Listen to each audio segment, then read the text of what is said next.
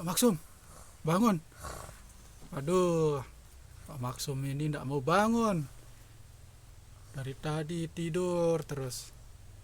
Wah, sapinya itu lapar mau makan, mau pergi ngawis. Masih saja tidur ini Pak Maksum ngorok. Saya kerjain dah sekarang.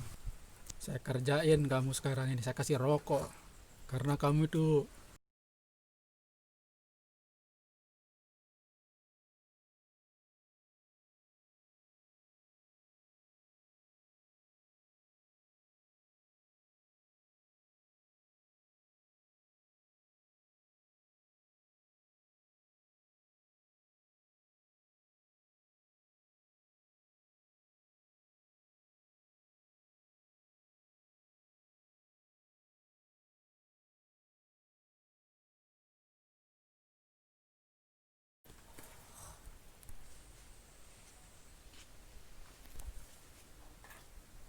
gempa, gempa, gempa, gempa, gempa, gempa, gempa, gempa, gempa, gempa.